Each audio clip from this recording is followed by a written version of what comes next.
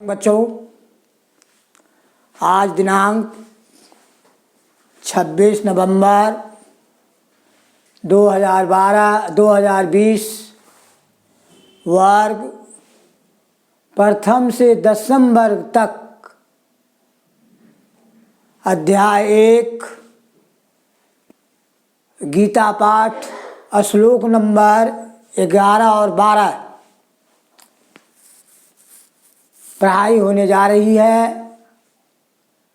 आप लोग इस श्लोक को ध्यानपूर्वक शांति से सुने, उसके बाद कॉपी में नोट करें। श्लोक नंबर 11 10 तक आप लोगों को लिखाया गया है। आज श्लोक नंबर 11 अध्याय 1 का लिखाया जा रहा है। आयनेषु च सर्वेषु यथा भागम व स्थिता भीष्मेवाभिरक्षन्तु भवन्तः सर्व एवहि। एक बार और देखें। आयनेषु च सर्वेषु यथा भागम व स्थिता भीष्मेवाभिरक्षन्तु भवन्तः सर्व एवहि।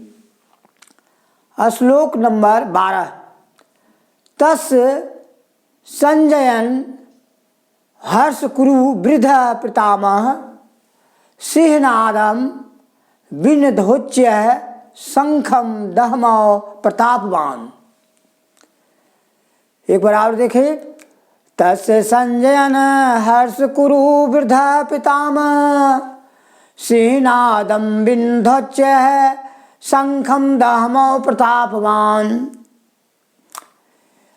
प्यारे बच्चों, यह संवाद संजय और धृतराष्ट्र में चल रहा है। जैसा कि आप लोग को पहले भी बता दिए थे कि यह महाभारत युद्ध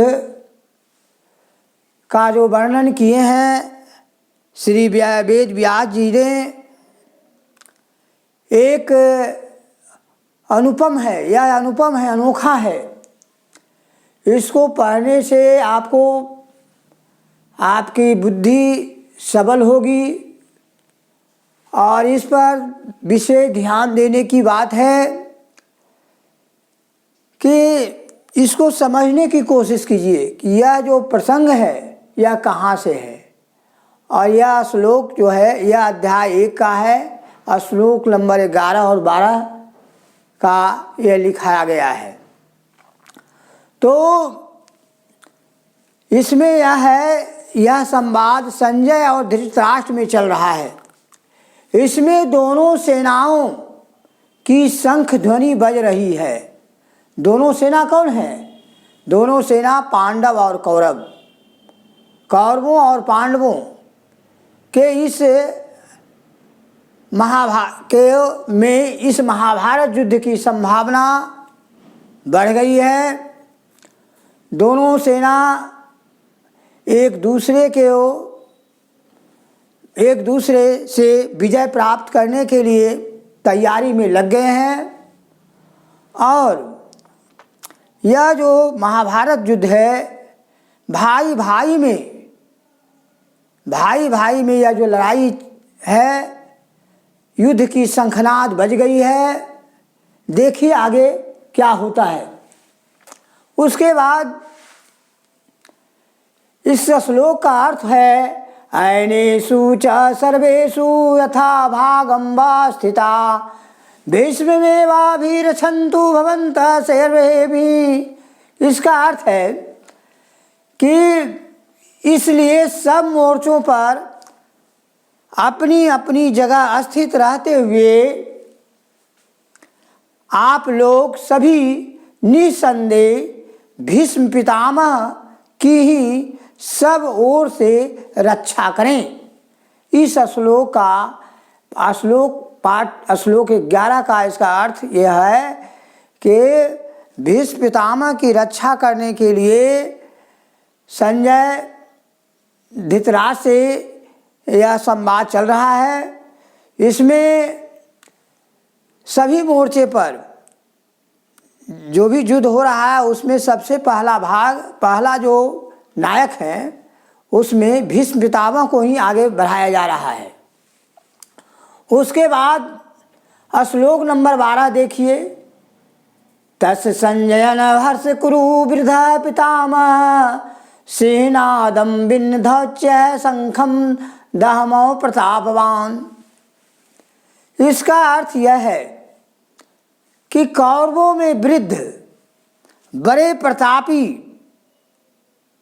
प्रतापी पितामह भीष्म ने उस दुर्योधन के हृदय में हर्ष उत्पन्न करते हुए उच्च स्वर से सिंह के दहाड़ के समान गरज कर शंख बजाया। आप लोग जानते ही होंगे कि दुर्योधन कौरवों के में सबसे बड़े भाई दुर्योधन थे। दुर्योधन मतवाला था। वह दुर्योधन भगवान श्री कृष्ण के बताए हुए मार्ग पर नहीं चला। उसका दुष्परिणाम हुआ कि यह महाभारत युद्ध भयंकर रूप धारण किया। यह तो आप लोग को मालूम ही है। तो कौरवों में वृद्ध बड़े प्रतापी पितामह भीष्म पितामह ने उस दुर्योधन के हृदय में हर्ष उत्पन्न करते हुए, हर्ष मतलब होता है खुशी, हर्ष उत्पन्न करते हुए उच्च स्वर से तेज आवाज से सिंह के दहाड़ के समान गरज कर शंख बजाया। यानी कहने का मतलब कि भीष्म पितामह ने दुर्योधन से यह युद्ध को महाभारत युद्ध में लड़ने के लिए उत्साहित किया। इसलिए यह जो गीता पाठ है, गीता शास्त्र है, इसको आप लोग ध्यान पूर्वक लिखिए।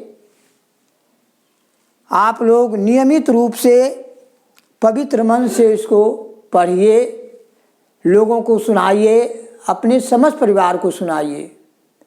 यह जो है बहुत लाभकारी है। आपकी बुद्धि सबल होगी, आप में सहनशीलता का भाव जगेगी। यह भगवान श्री कृष्ण की अमृतवाणी गीता पाठ की महिमा का वर्णन श्री वेद व्यास जी ने किए हैं। इसलिए आप लोग को यह ध्यान देना है कि यह जो गीता श्लोक है यह किस अध्याय का है। तो यह गीता पाठ श्लोक अध्याय 1 का है, श्लोक नंबर 11 और 12 है। इसके बाद आप लोग को यह भी बता चुके हैं कि गीता पाठ में कुल 18 अध्याय है और गीता श्लोक की संख्या 700 है। उसी प्रकार से दुर्गा पाठ स्तुति जो पढ़ते हैं वो उस श्लोक की संख्या भी 700 है। यह आप लोग जान लीजिए और इसका अध्ययन कीजिए। धन्यवाद।